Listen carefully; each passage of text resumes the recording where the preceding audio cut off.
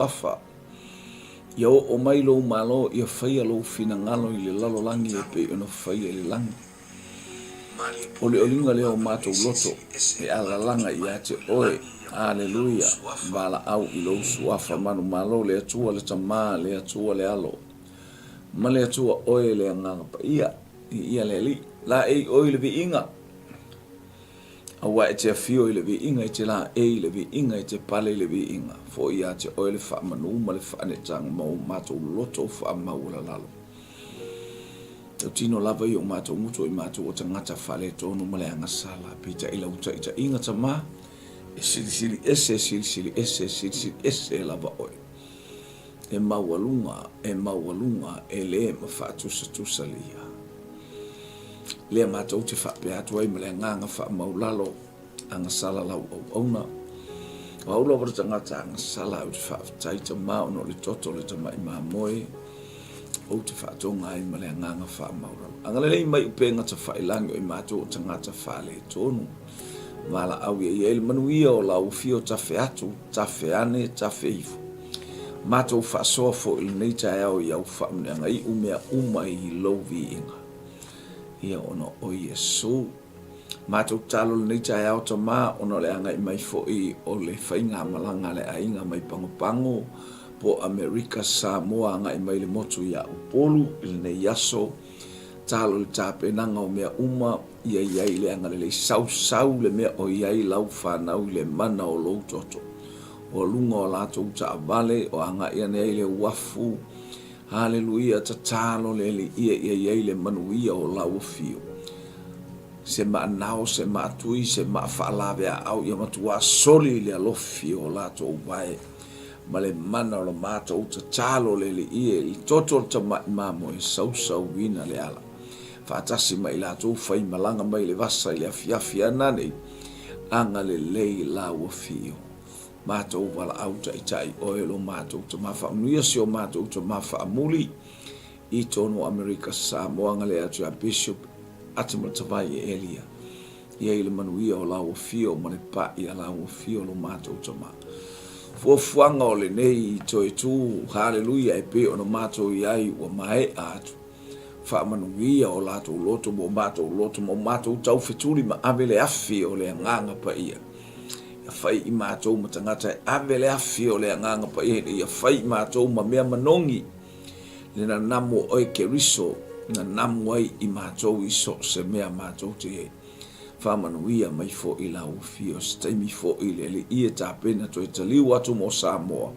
Ia I le anga le lei o lau fio. Tai oi mea uma.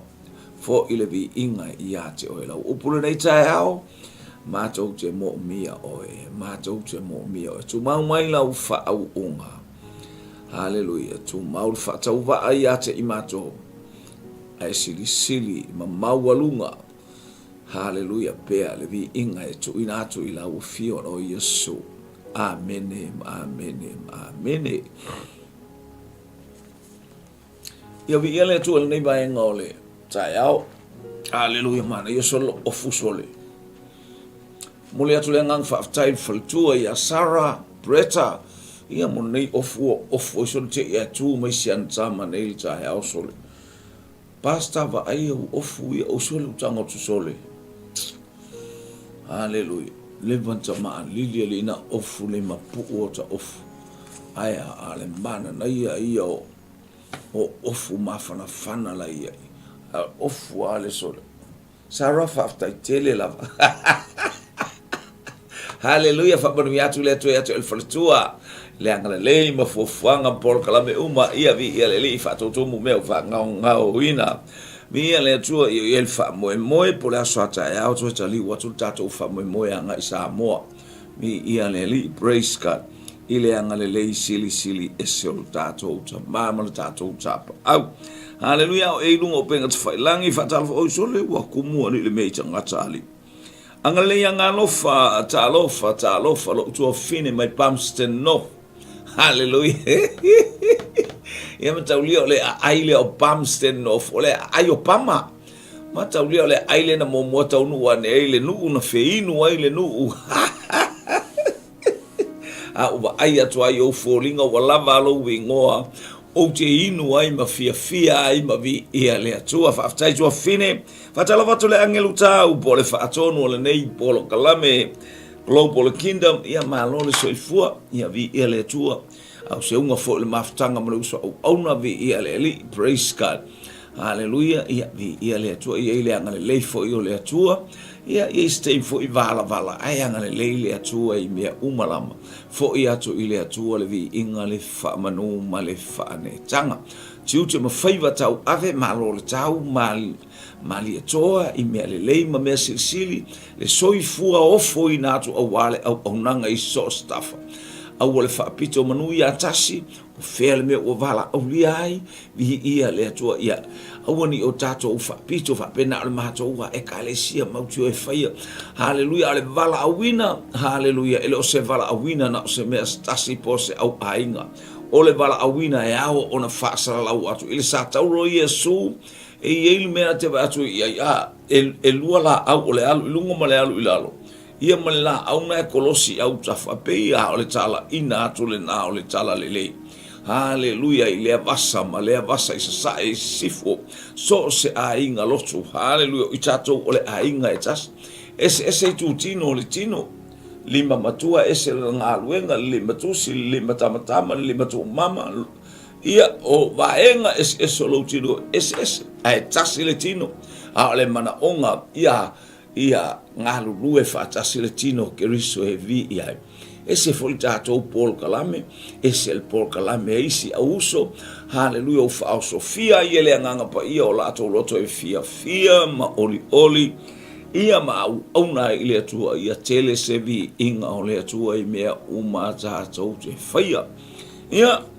ia le nei la tatou o mali tatou Paul Kalame hallelujah praise God hallelujah ia anga le ile tua ile nei tai au hallelujah nei le mo atu loving all praise God new chapter hallelujah praise God fatalawatu lungo ngaluenga lo uso hallelujah aleni anga le atu ele ngalo o talo ilungo le atu hallelujah mana e foi po ele mama o le tino for just 2 hours ia tau disi la fia ele atu le mena i lo loto oka pe o folinga o le lanu o sunrise flower o e ka o mea i oka le tongala au le uteva ai atu ai hallelujah praise God fa pe na o folinga i no va ai atu o le uso vi ia le li to atu o lu mo le atu o le ainga o la to uma fo i o ai le ia sa ta ia fo ile so na fi le afiafi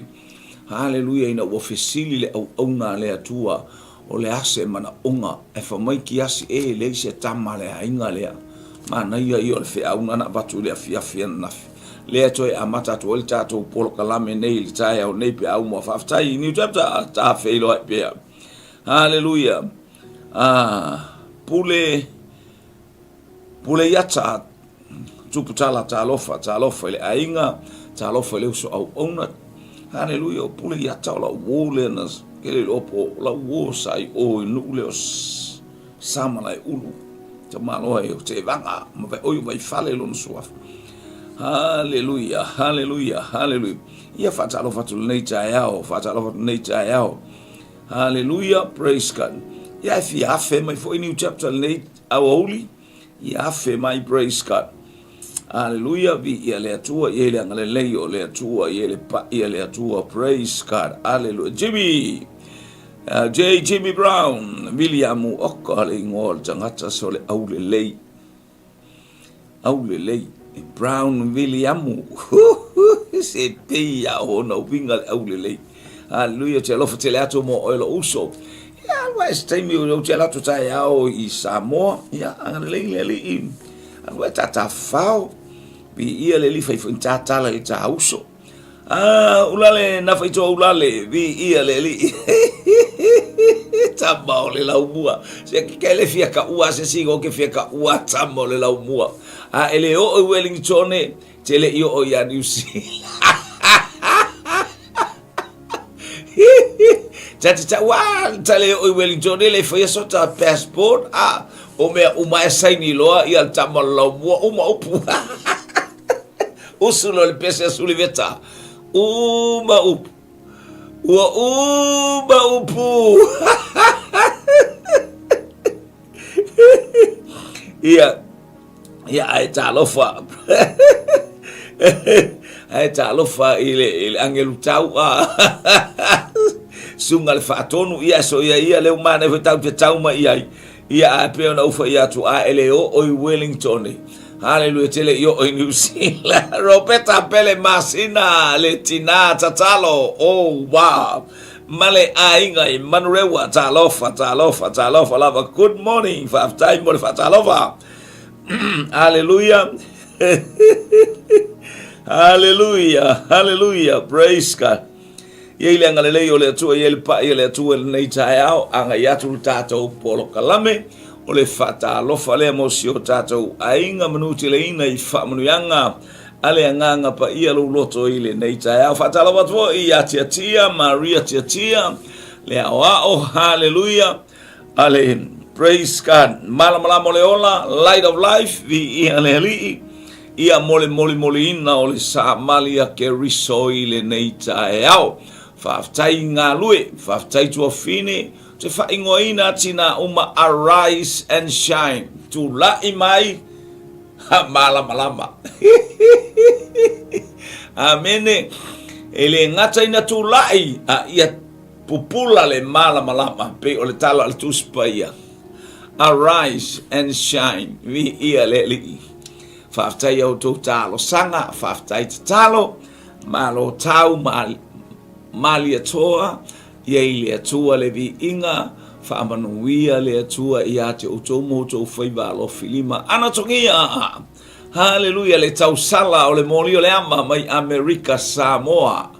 Ali liu mai fo I le motu ia upolo o ia na umomo atu ilunga telefoni o vainu. Teine o le telefoni o vainu. Ele fefe le so wow le sami. Ia whaamanu ia atu le atua ile au onanga le nita au pesenga aile ngata I leo le whaamano sina o le upua le atua vi ia le li praise God hallelujah vi ia le li ia ile atua le vi inga ia ile atua le whaamanu ma le whaane tanga io tatou loto ia whaamanu ia atu le atua au ngai maisi o tatou ainga o le tusi le la to so atu tatou polo kalame lea Lena matu ana nafi ile tatou taulanga afi. Hallelujah. Ole valawina ole fafine sunema malona pulu nau. Ia ele sangata maila ina ua mala au ia ile au na le atua ai famili fafine se saia au le tangata ole atua se kwele au ete faia se mea fa le tonu ya taita.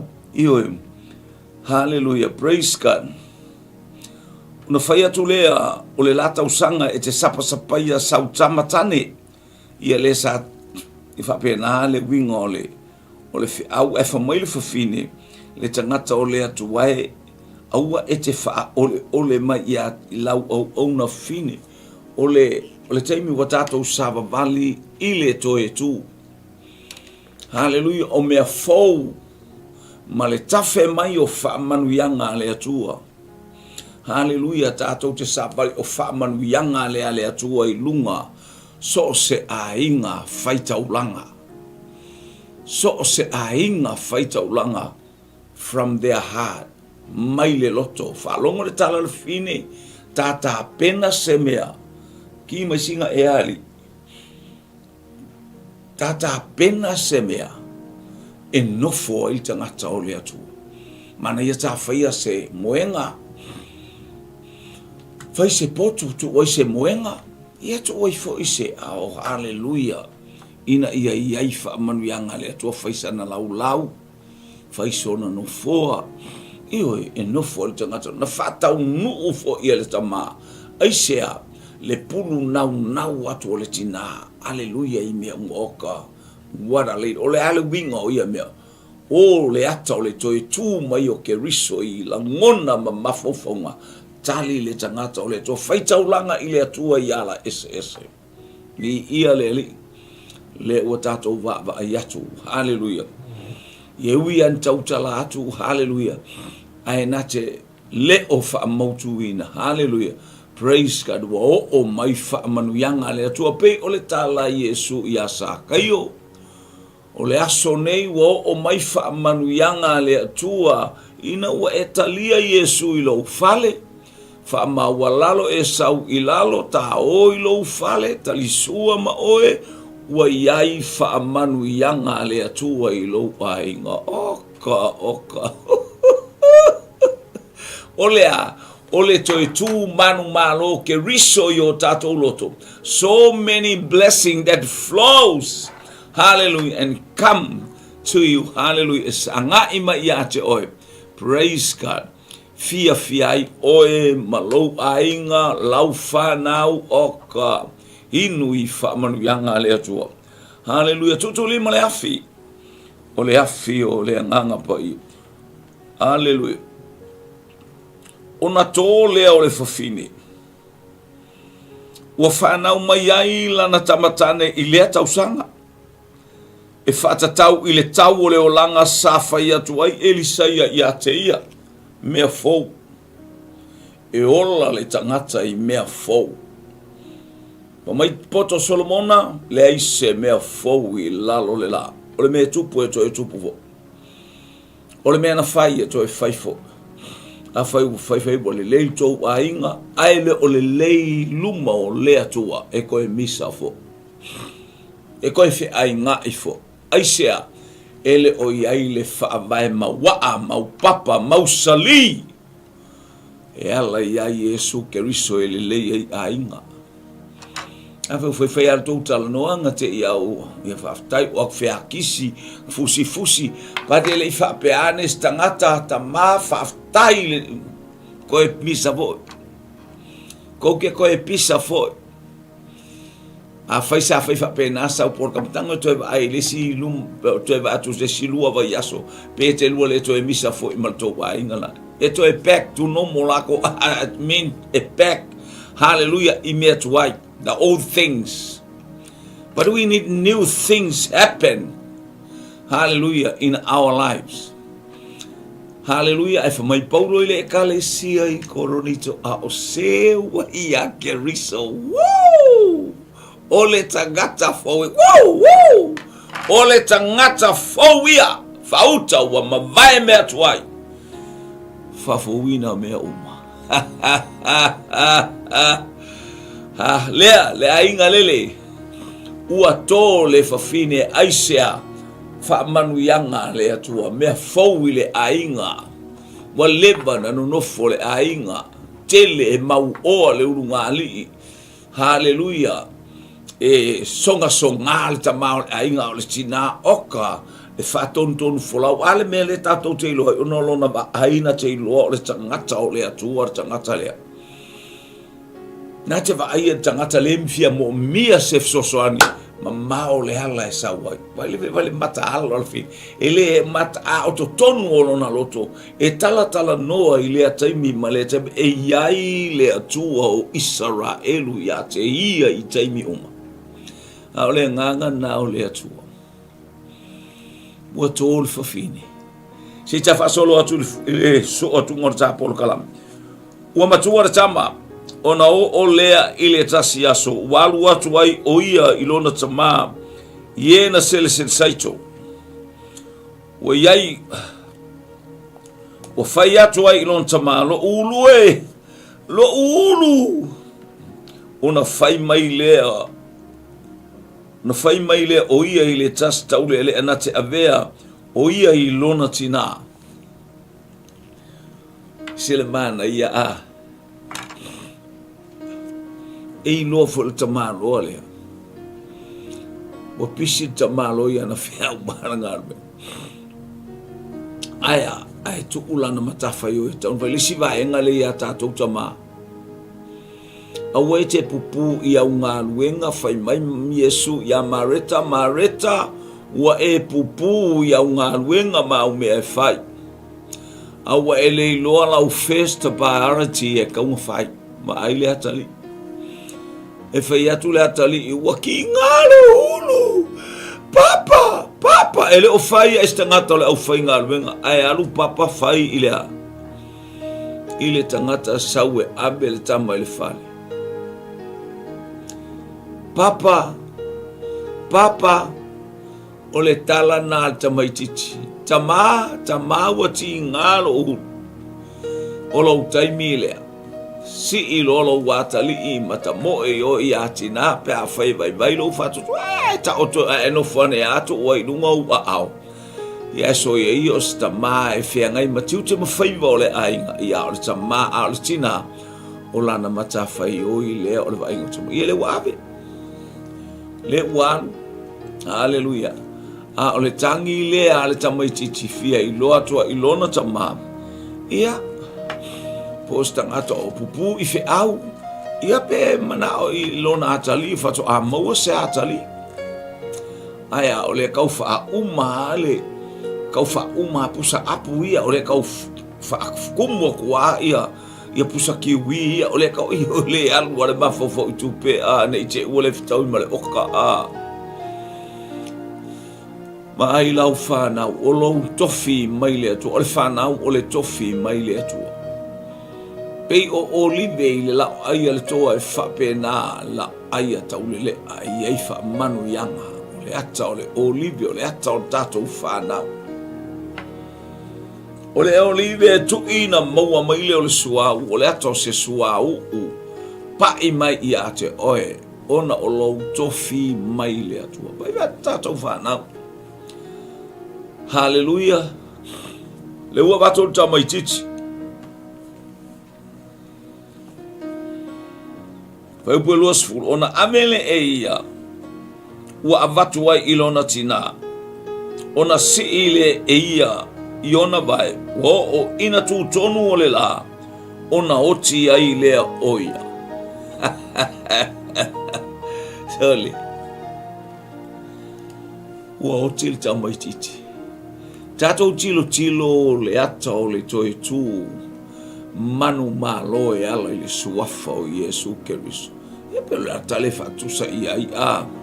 A fisi e Maria o siana tama. Talo faetangi a wewe o le loto o Maria. Tusa ma le upo le tangata o le atua o Simeona. Ua tuu le tama nei. Ina o sapai a o pepe.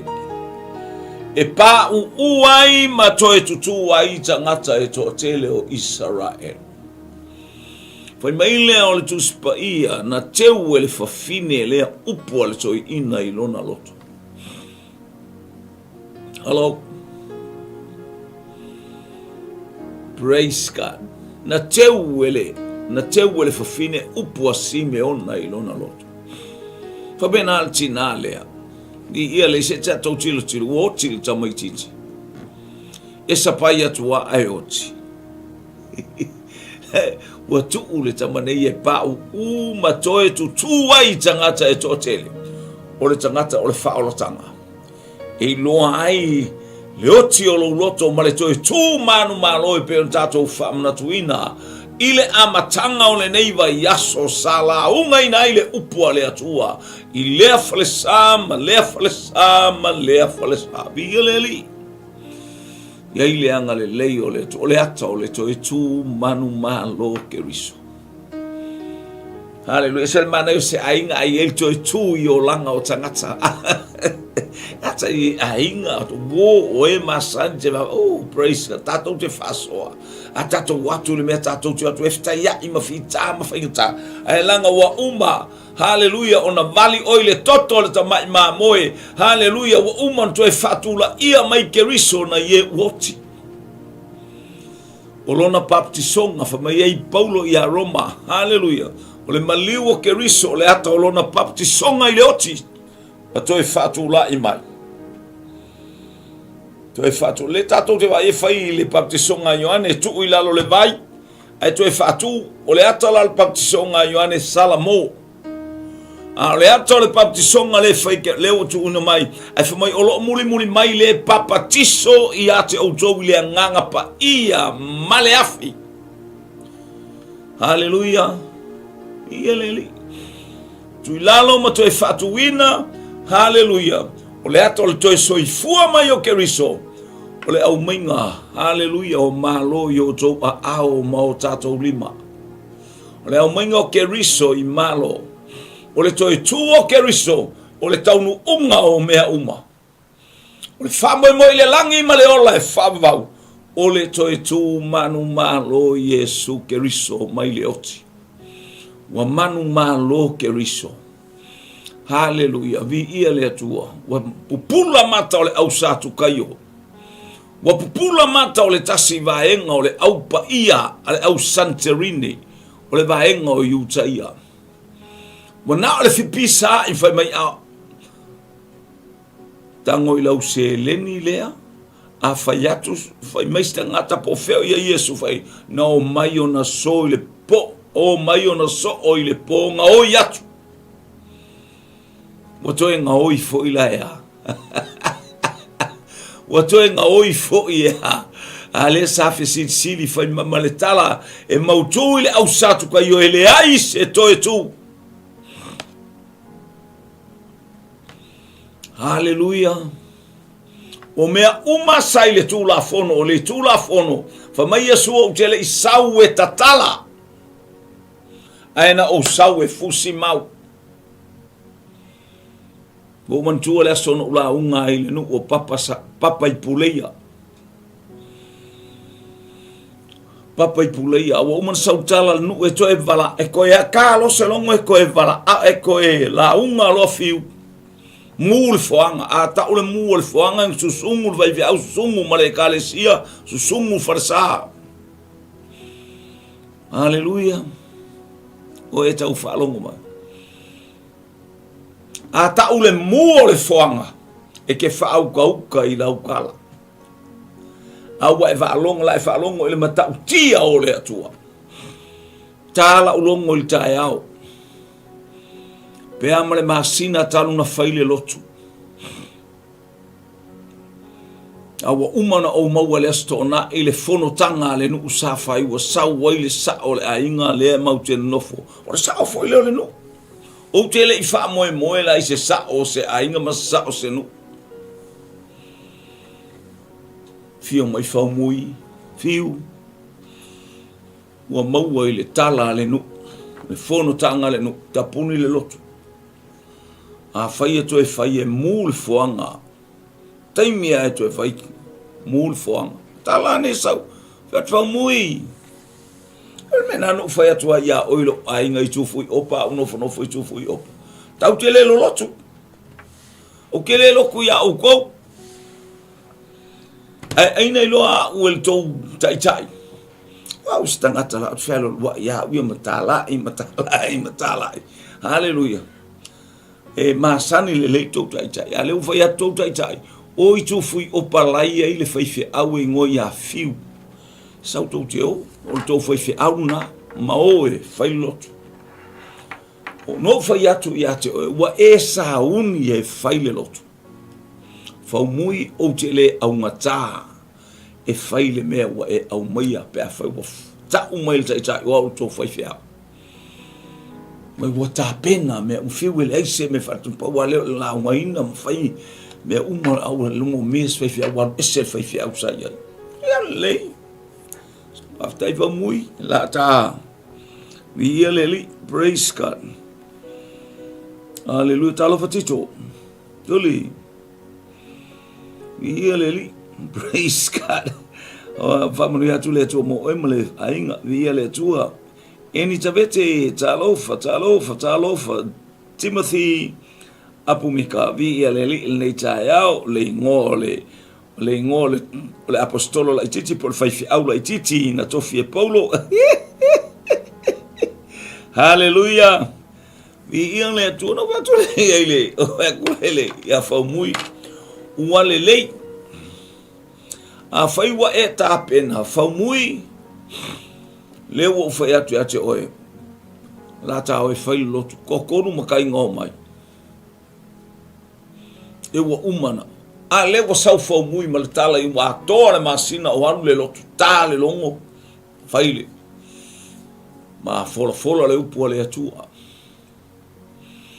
ai fai a kunga i ale a tore masina e sau fo mui le fono le nu fiu io ke fa mali aku au sau no fa mui ua ka fia le loko Ma o le kala. A fai, e saua manei tala e tau mai, e mule foanga pe a koe. A o iai Yesu i lo uvaa o te ata i le awha. Hallelujah. Praise. Mea awa mai ei Paulo ia Filipi. Ota mea umana ia. Ina ua o maua keriso. Ota rubbish. Fa mata umai o ata lai fai mai so men ka ko so nga ole o langa. Sa tato so na ta ape le o langa. Hallelujah. Ai fa mai ia le tua ia mose. Fa ia tu lo o te fata ape ina ila to i me loto ia. Mamana. Ai ato e fo ima ia te o le tuaso e to e fo ima ia te o molato loto. Molato wanganga molato malosi. O te taita i mai ia te ilato. O livan kako whaka ape. Wa kako experiencing a mea leo langa sa so nga o ai. Ka e o kako ulu.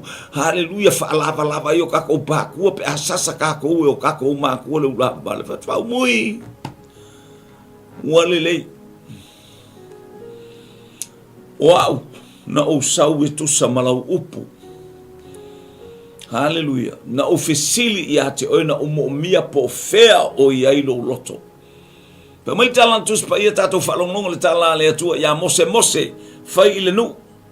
I outou mana tua le mea na outa ita ia mai ai outou. Mata upu e valu al tusi a te outou nome fai upu e lua. Sa ou fati ngā ina outou. Sa outou fotofo ia te outou. Na o fia iloa po fea o ia i o tou loto. Fia sila le atua i o tātou loto, pose mea mo'i, pose mea se. Hallelujah. Hallelujah. Ni ia le ali. O mui, wale lei, wa e tau mai ale mena, ale no ufai atua i po fea lo loto, a o e lama no. E sa mana ia la ungalo, e mai o watu amba pepa, umato e tu ia Frankie, pepa ia wau kiliva. Ai se mea ai fale ton pe se mea te fi mala au mai i atea o te no foi papa i pulei ale la waru mi ale praise God pero batu mo le mau e mana ia foi e to ai lo loto bia po nga e pu ai lo loto po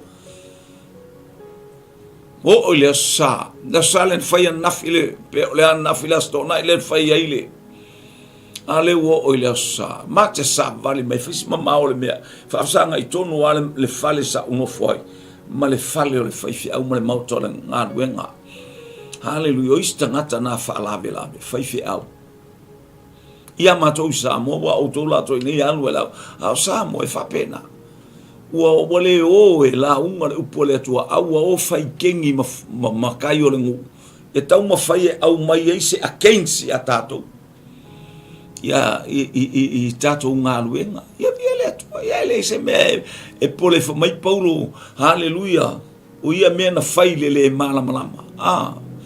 Paulo ia Timoteo, na o fasawa, na o mai faitala leanga, wa una fasawa le kalesia, ai na o fai ai lo le malama. Ia le atua, ia lato le malama. Wa masa vali mai mal toi ina lisi toi ina le man no foi lono fale. Wa tu le watu wa ia tanga te fitau lo watu e o le lotu. Le lotu la e ta mai lu mai o mato pito no ilum. Tu va ai mai wa fa lo mo le talo le fono e mul foanga. Hello. Le watu ile. E se le mana yo le talo fo mo le toi tu o ke riso yo tato wolanga. Tatou te ola i mea fau. Tatou te whaalongolongo i le leo le atu. Uma le lotu le tae au. Atu lo wainga. Ai aist oina atu le nuu no atu le matu e kalesia le afiafu vala au uma le afi. Atu a e loa e susunu o e le nuu. Au e te sau. A o fiu. A o au whaifi au. Na o sau. Hallelujah. E tusa malo vala au ina.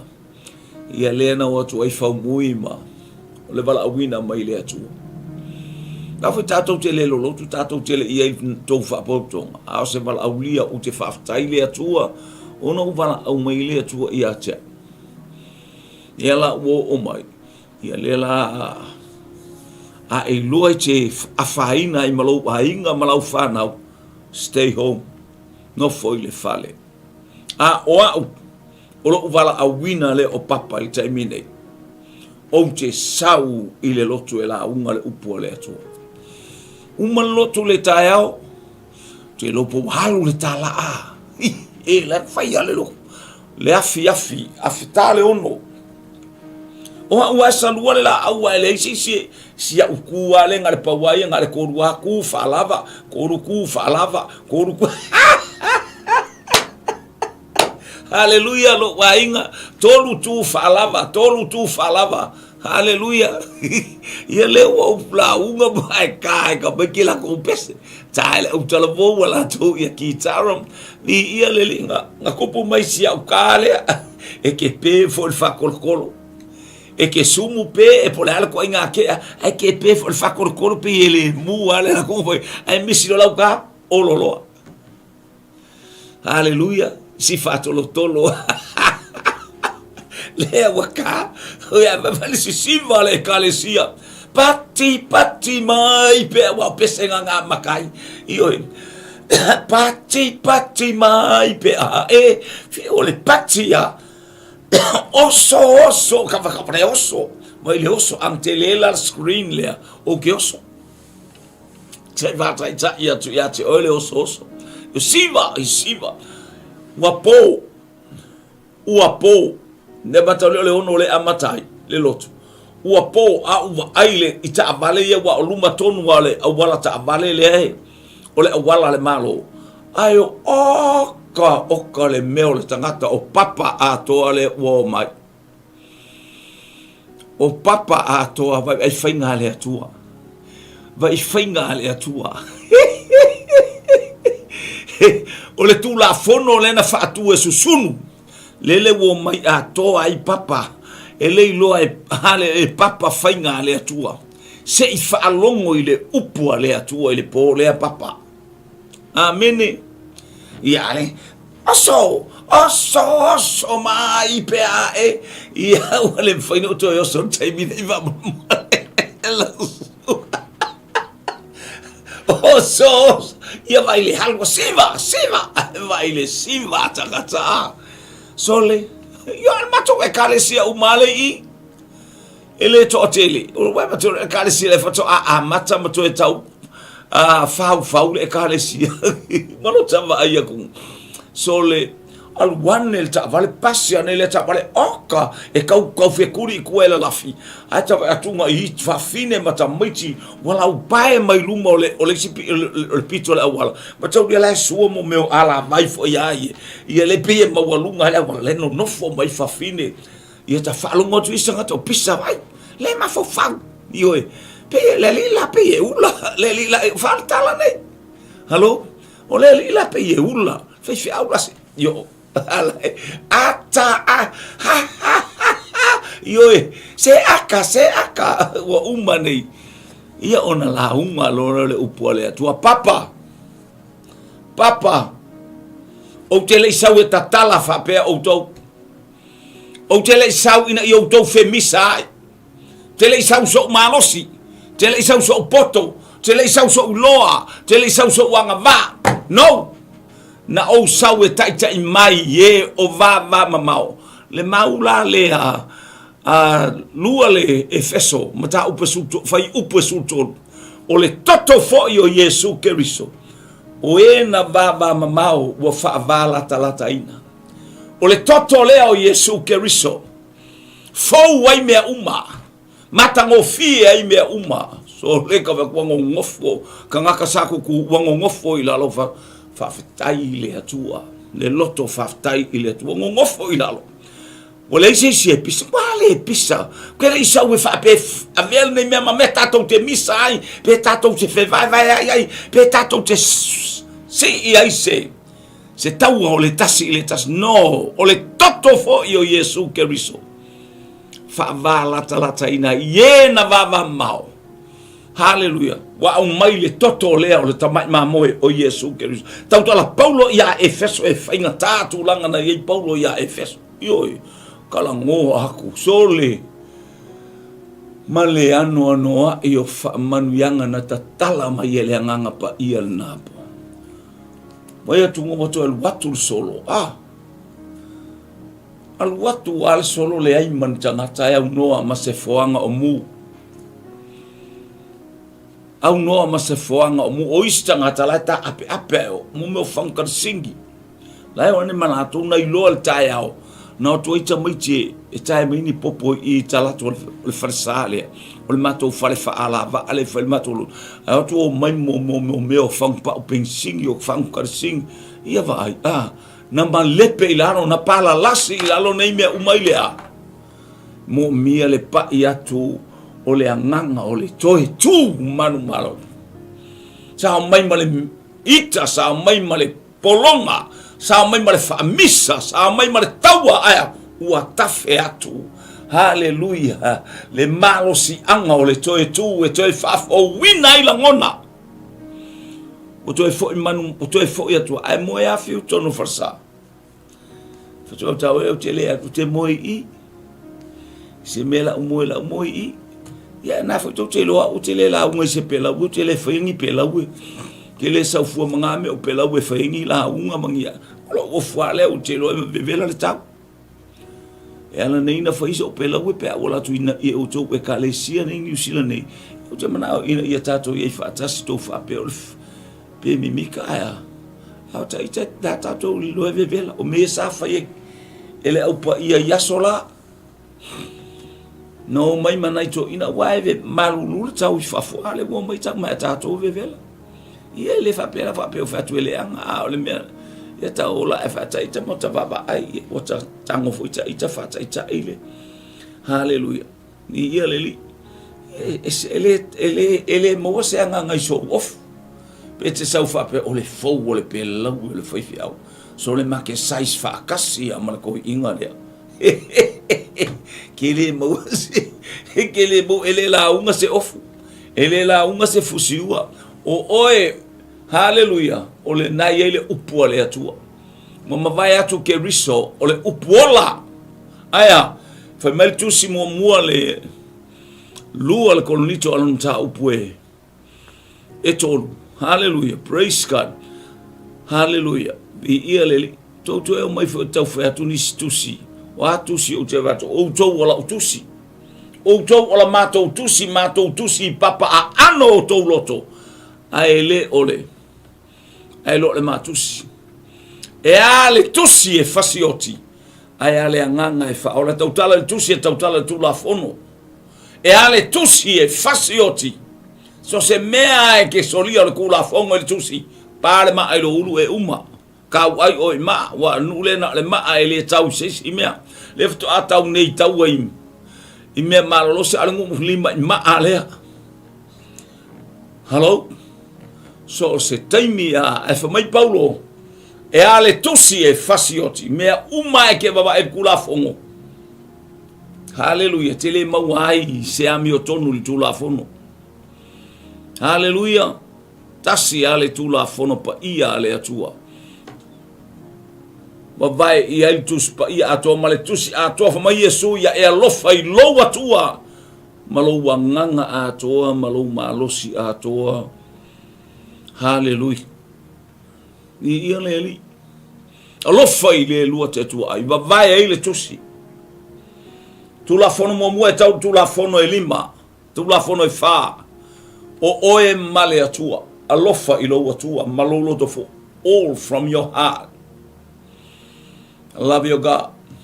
Love your Father in heaven. And also your neighbors. Mai le lima e o le sifuru.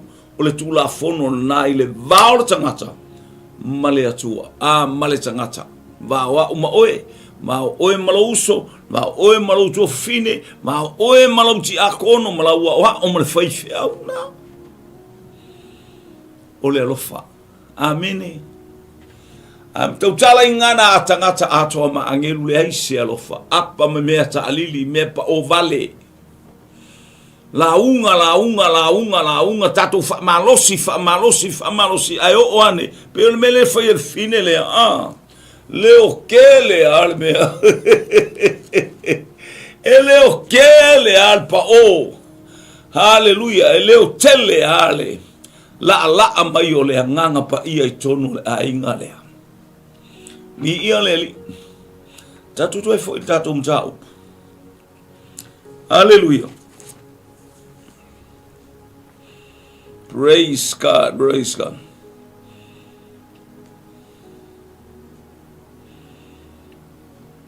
Yo wo mana bala au tama chichi, ua yelme wa tupul tama chichi, ua otil tama chichi. Hallelujah, praise God.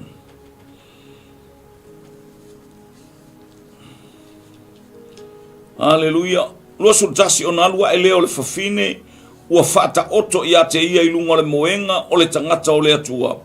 Ua pupuni le faitotoa o na alu lea o ia I fafo. Woti. O asanga. O whaamanu yanga. Hallelujah. O le fofolaina.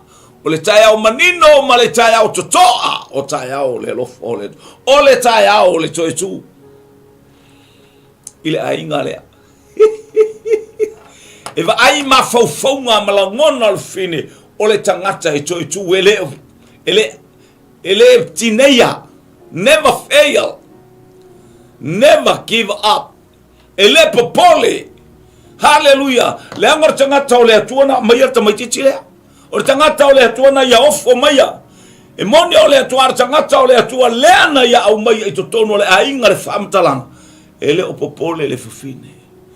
Whaatatia le lei. Whaatatia le leila na tama I lungo le mohenga o le tangata o le atua. Hallelujah. Tapuni le faitoto. Tapuni lo faitoto a mai leo ese. Ia alu ngaka ka le ko sa fase o ko sa wa nga tapuni. Tapuni le faitoto o loto mai ya sanga o merse, mai ya sanga o tala fa vale a tangata.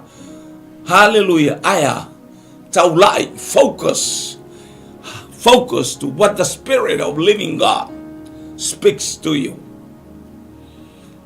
Amini. Asang ol toitu. Ole ui atu ole tangata ni toitu so le mana I o tongala au leanga. Pe utava I o ina taula au ai Maria le makatara Maria le tinao Yesu. Ma salome I tongala au le au mai lunga le tato. Pe ia ina uva I esai I tongala au le kalai. Ai mihi. You taya. Ole to e maua lale la aule. Praise God. Hallelujah. Hallelujah. Vi ia le atua. Ala utato wo o tongala aule ye fafine sunema. Vi ia le li. Nale wo fatatia siana tama. Fata oto siana tama. Ile moenga o le tangata o le atua. Lau faise ngā luenga. Luas fulu male lua los matasi ona alua ele o le fafine o fata oto ia te ia ilunga le moenga o le tangata o le atua ua pupuni le faitotoa ona alu le o ia I fafo ona wala au atua I lea o ia ilana tane ua fape atu se e auna mai ia te au se tasi taule lea ma se asini o te vame alu atuai I le tangata o le atua.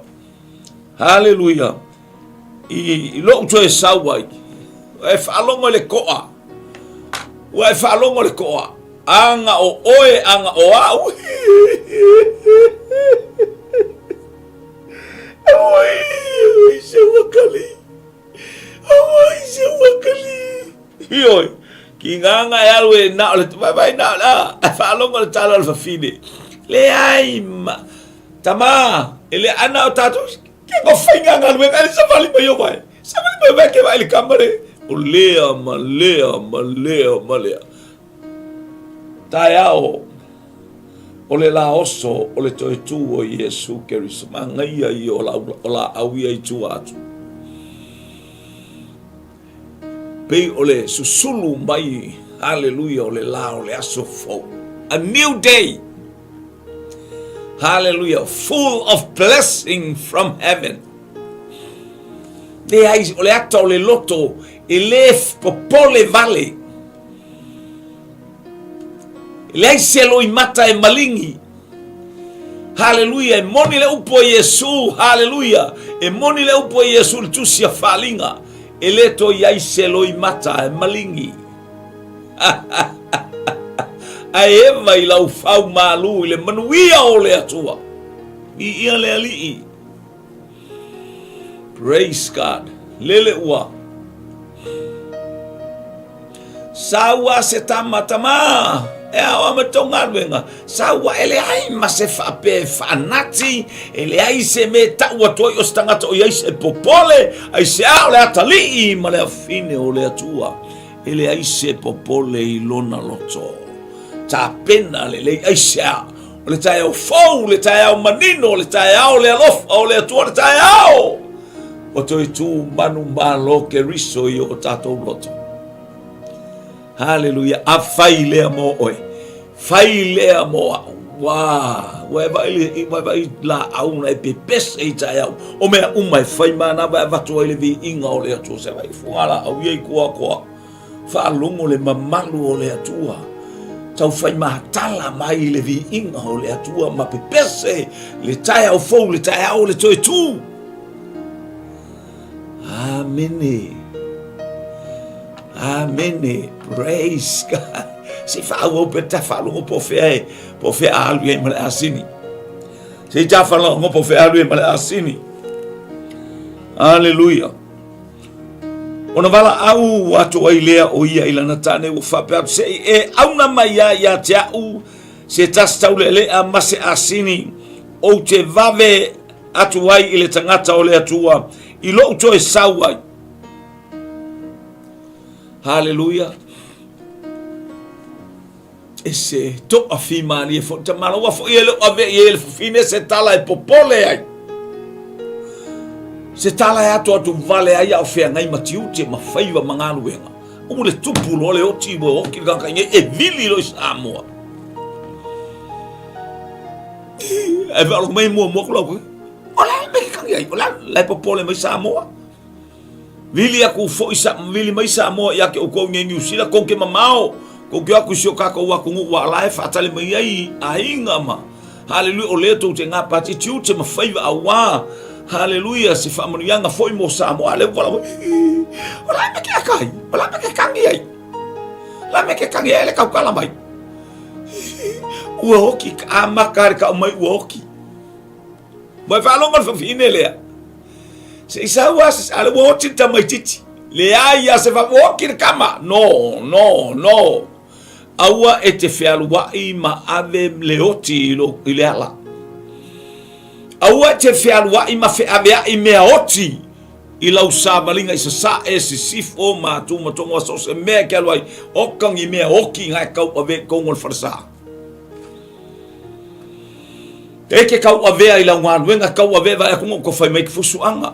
Mai mua fai mai ka unga e nga ki sau so ar ka vale lele ke ka ia ila ke lol mele ku ai sea aua e te tau avea ni mea oti o oe o le tangata o le toitu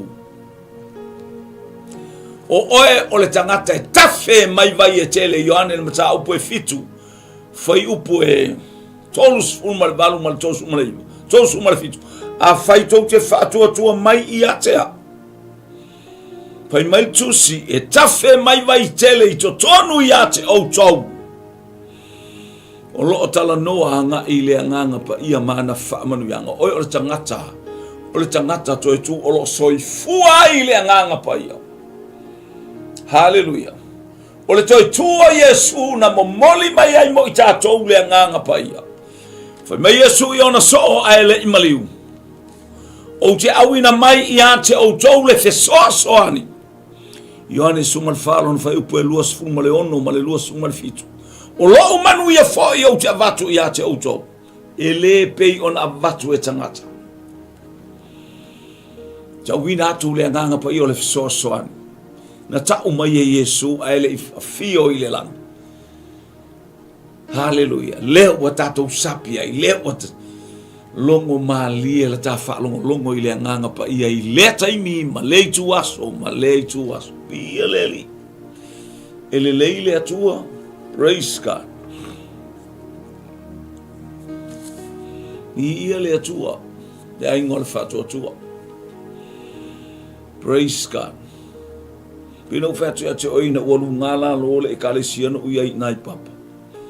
Na abe al faral pui pui, na abe al faral marno far pui pui. O a umale e kale sia. Lua tausanga o whail wha masinonga. A wata tala mato utu e whaatali ai. Te ilole I unga le wha masinonga. Tu maile, tu la fale o papa puleia. Maui. Hallelujah.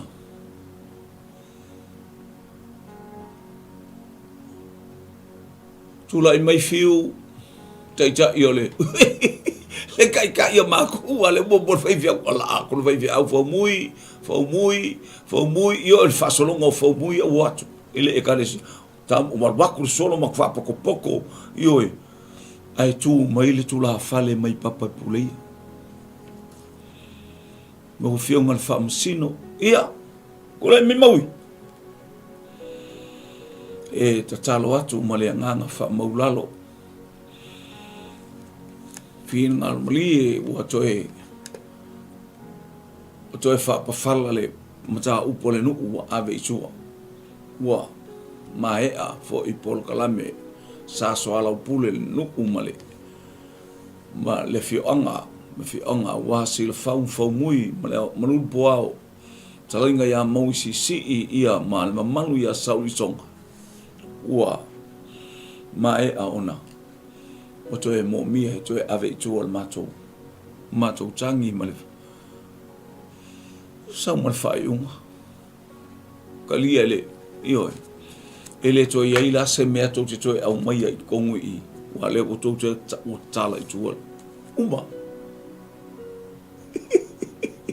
kakala tai au fo tai au le to tu manu le fia o nganga haya hallelujah ina ia fatupu le lotu amen ina na mai le kale sia o mai bole fatu io mataulia sa loka hallelujah toi o mai le kale sia ia aya ia pangale wale tu sa ia la to fofu aya bo solo mulia ia bo umalo ti te male taimi no walu ia fa fa pui ia o ngale lokule ia le wo fo ia la tovia ia le ta mafuta I lungo le fe awole tu ta ol tu au e te fe wa ima avenioti ni me hoki le usa balinga ni me hoki la o nanga au e te fe wa ima e fe ave ia ni la ngona hika fu elisi pufu lo mafu fau I me le kala fe ngai o lo soifu le tu o le ao le kale o lo soifu ke riso le li o le tu o le ao le kale sia hallelujah praise God ia le tu limitation is an invitation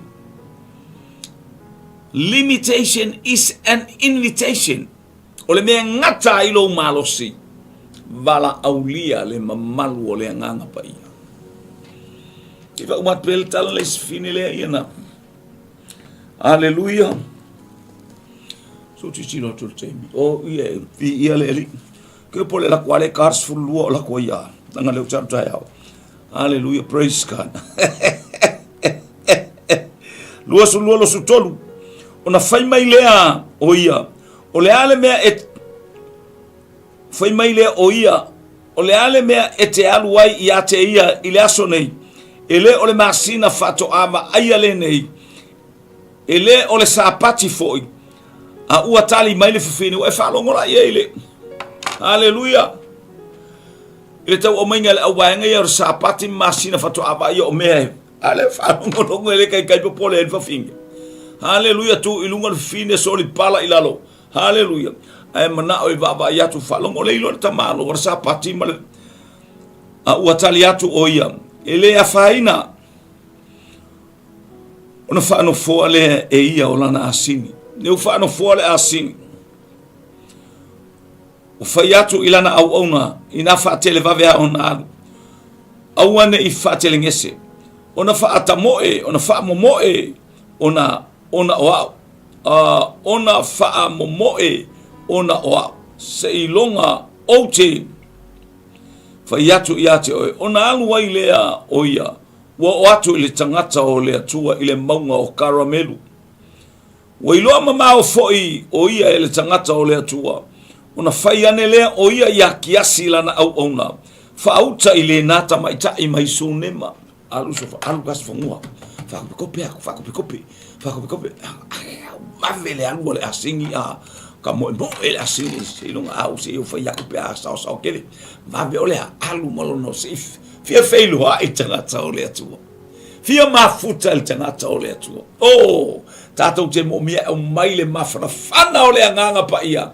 Tate mafuta ile samalinga o le toe tū ile nei tausanga. O afi tā, tātia i o le mea oti. Telo tātou e whewa ima mea oti. Telo tātou e afi mea oti, tanga mea oti ma tātou o ma tātou. Hallelujah. Na o mea oti.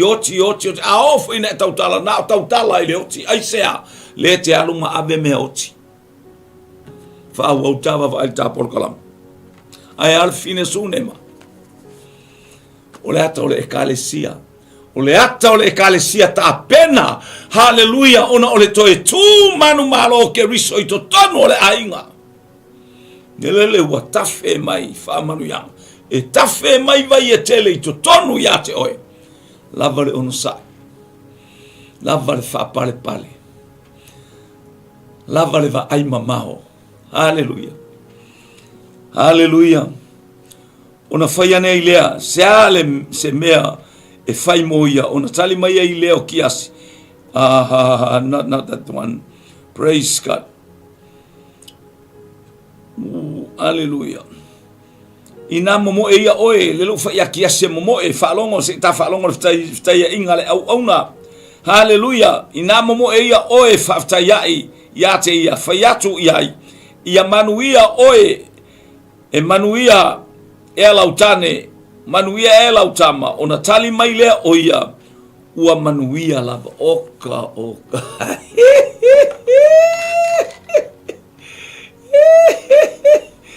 E whalongo ile. O e whalongo tamo ele. Le alu mo le whiau. Alu e whai aipo manuia le ainga po. Oka a manuia la tati haile hoti. Ai vai le tfafine. Vai le ekalesia na tele aveani mea hoti ilo na olanga. Leave it there. Hallelujah. Leanga o le olanga toi tu. Hallelujah. Le olanga sua malie le olanga toi tu. Le o se olanga o ni mea hoti. Le olanga o le ali o le ola o le file mu. O le sa o lo tonga le aluai. Fisili atu le au ona. O amai ele kowainga. Manuia faftai.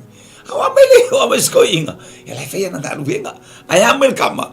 Io la vo io molon kama. Vai Italy.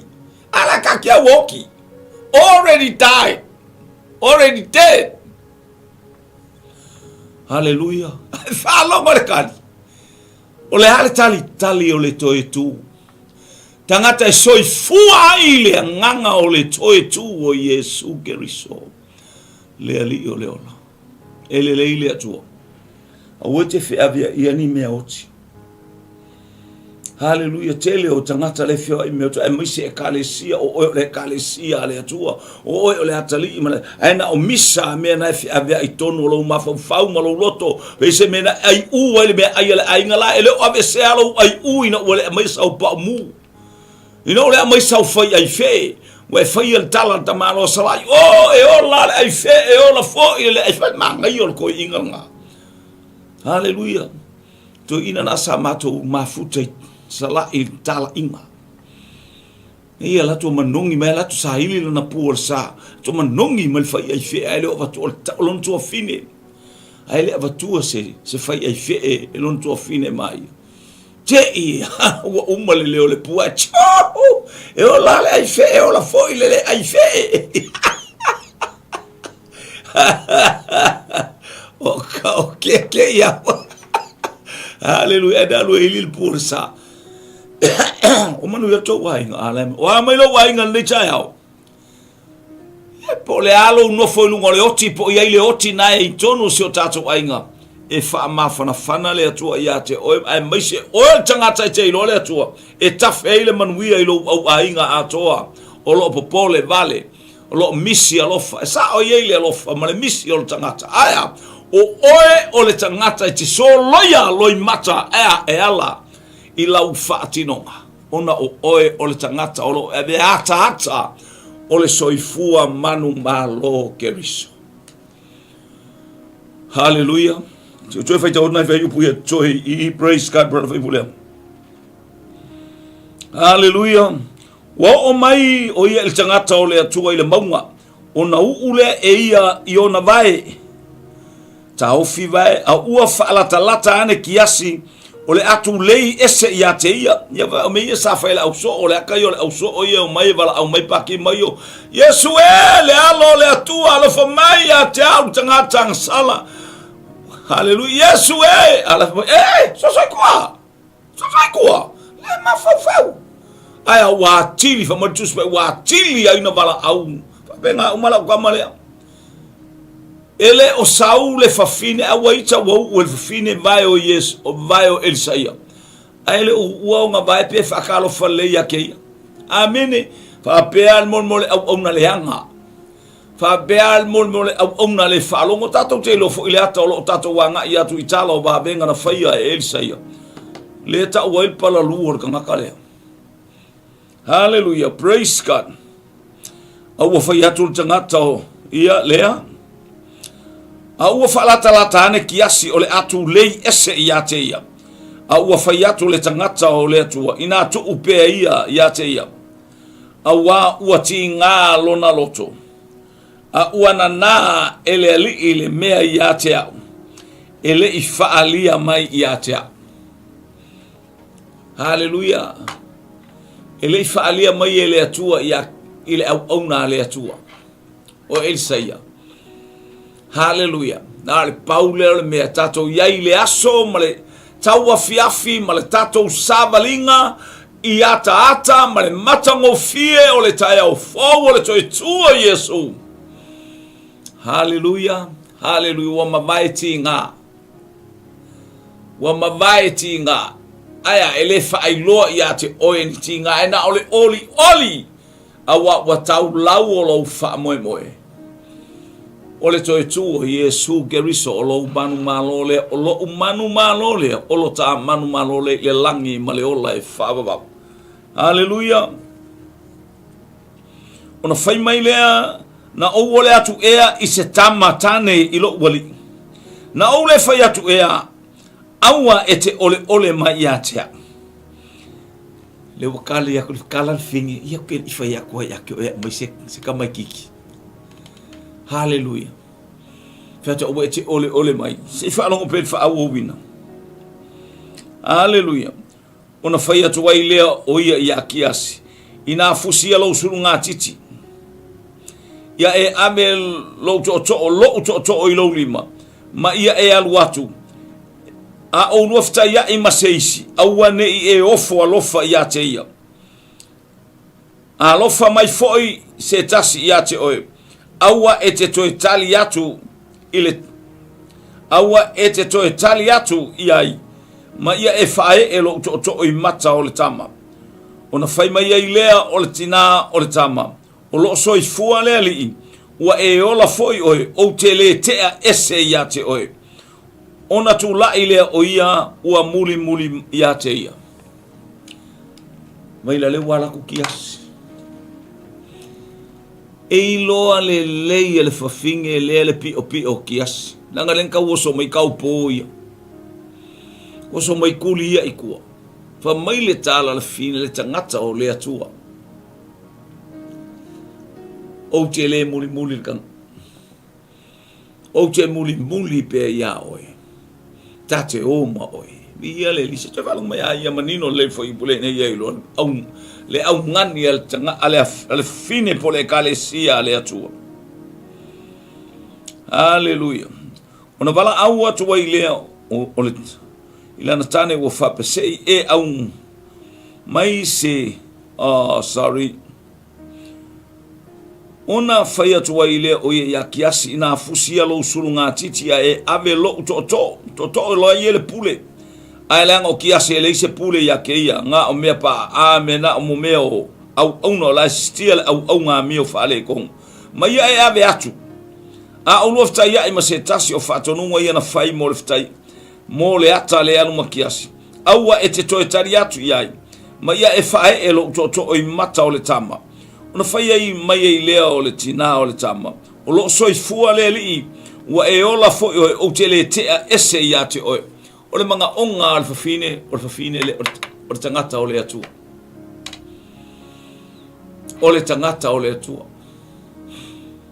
mana o mia tangata elo mang mia ngiso elo mo mia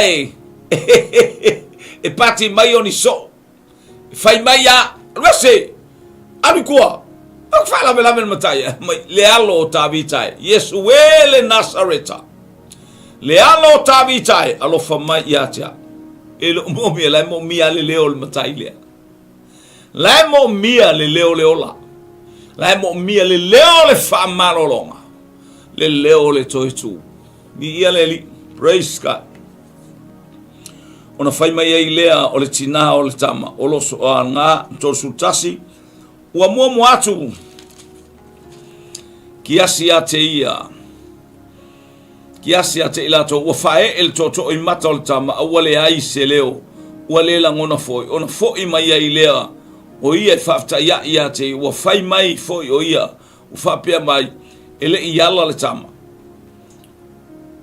ia le li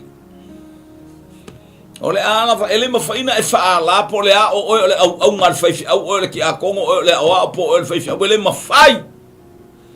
ele ma fai nga ola pe a fai ele o ia te o le mana o le toitu ele o ia te o le fa unga o le toitu e ko e ku el kanga kale fa mai yesu ina o atu so o yoane haleluya mafsili atu po o e lea fa mftali tuli me mato o yoane le baptiso po oe e alea fatali iai pe o seis fa mai yesu o e tau ia yoane ua pupula tau aso sa vali pili fa longo e na longo noa wa tutu e na oti o e lele winga o ia mea kangaka le karikongu kangaka le ngar kuku wa mbaba ila hoki nganga hivi mamango aya lele kutoe tutu mai to fatu wina o lato loto mo muli bole ko yo la ko fale bole ko yo la ko ainga mo mumusu ba ya la ko ngaruenga focus o lato bolanga ile ali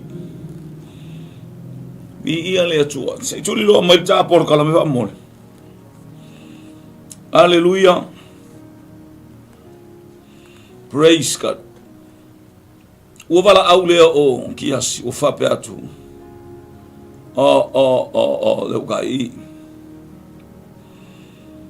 Hallelujah.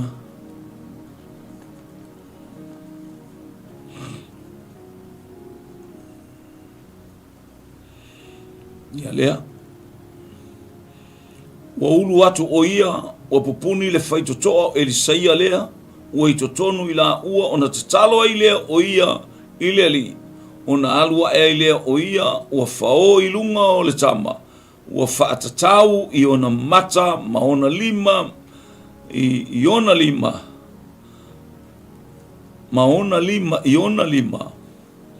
wata oto o ia iona lunga ona faamafana fana lea o le tino o le tama ona foi mai lea o ia haleluya ua tai foi fatasi ona savali i le loto i fale ona alua e lea o ia wata oto o ia iona lunga ona mafatua fa fitu wai lea o le tama ua popula e fo i ona mata haleluya ona vala au lea o ia kiasi ua fa pe atu vala au ia le na tamaita isunema ona vala au atu wai lea o le tamaita isunema ona vala au atu wai lea o ia ua sau o ia te ia ona fai atu lea o ia si ia e ia o lautama ona ulu mai lea o ia ua fa pa u i ona mai ua i foto ele ona si i ai lea o lana tama ua alu.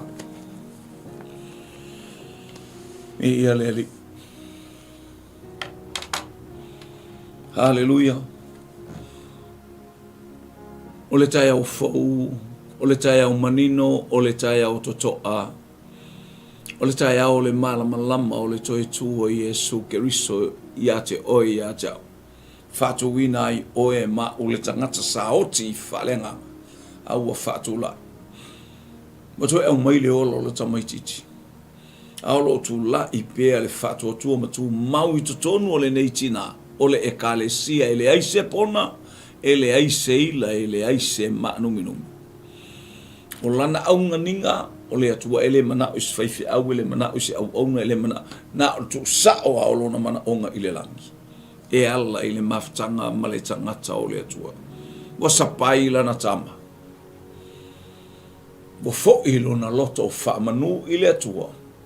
O le ata o lo wali I mano tato wali o Iesu Keriso. Na ia whaatula ia mea uma ina ia tawa. Ai o Iesu Keriso mai le whenga inga tuai. Lea wao o mai le whenga inga fo. O mea uma. Tu mai tamaiti o mai. Au wale vau ia ia te ilato. O lona fina ngalo le aua tato te whewa ia. Ve avea ia ni mea oti. Ele o ia o se atua oti. O ia o le atua o le toetu. E ala ia Iesu Keriso o le aliko leo. Whamanu ialo wainga le nei tai au. Mana watu iau whamanu ianga. Le atua o le ola. Matou te mo'omia o I taimi o. Vai o tangata. Au matou whalongo I laua fionga. Matou whapeane ma le anganga whamaulalo. Oanga, mai tau tō. Matou ni o tangata anga sala. Alofa mai. Vi ia lo suafa e whabau. Tu mau mai le lai lungo kipe ona ma lo malamalama le malamalama le ola le malamalama o le toi tu. Yesu sulu pea I loto o lau whanau o Yesu. Amen, amen, amen. To God be the glory forever and ever. Amen, amen, amen. Ianga leo le atua, ia le pa ia le atua, ia te oil, nei vaenga. O le tai au, whamnia le atua isi o tātou a inga, iai fo ile manuia o le atua pe a tātou vala, ona o Yesu. Amen, amen, amen. To God be the glory forever and ever. Amen, amen, amen.